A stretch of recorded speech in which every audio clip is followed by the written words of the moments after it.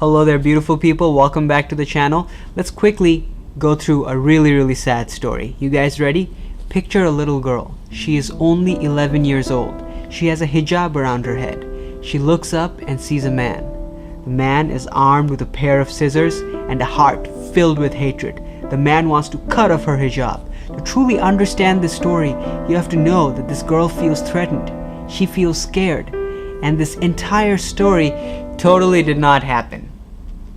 Yeah, that's the thing. This story probably seems familiar to you because someone on your Twitter or Facebook feed probably shared it with you. What that person probably did not tell you is that within 48 hours, the police confirmed that this story is entirely false. Al Jazeera claims that it is entirely false. Al Jazeera, their entire communication with their audience base is based on two sentences: Muslim good, Muslim oppressed. And they failed to sell this hate crime. Here's the thing.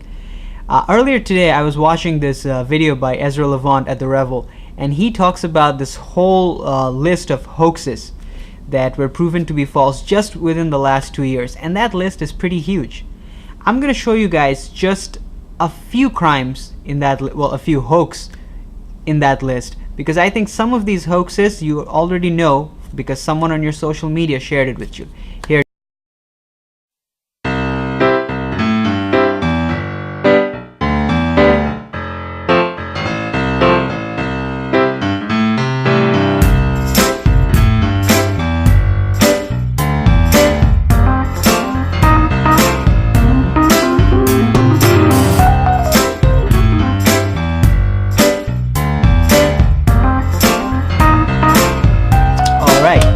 So here's the thing.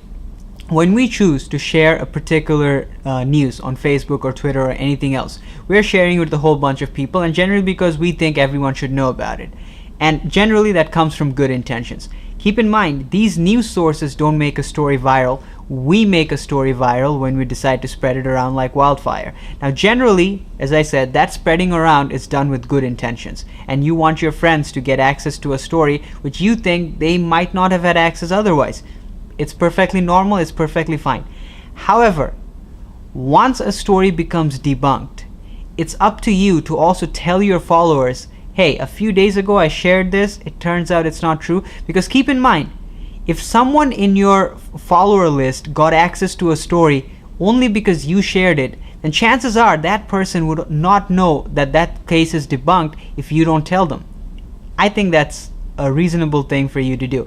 And also, it's probably good to avoid impulse sharing of stories when they seem a little dubious. I mean, the dubious thing is subjective. It's really difficult for us to know, right? But it's probably a little wise to have some form of impulse control when sharing these stories, because the media wants us to be divisive. The media wants me, you, your postman, your mailman, their dog, to us to constantly fight. That way, the media gets sensationalized stories, and political establishments can keep pushing their narratives. We generally lose. We, the public, we generally lose. So it's really up to us to make sure that these mass information that the media spreads, and they don't correct it very well, by the way. They generally retract or revise their articles, but the dissemination of the retraction and revision is much more low-key than the original article, which I guess understanding their commercial interests is not actually surprising. So yeah, that's the video, you guys. I guess a little focus on fake news, but that's the video. If you guys got anything out of it, press the like rating. If you haven't already subscribed, subscribe to the channel below. It'll really help me out. And that's it. I'll see you guys next time. Take care.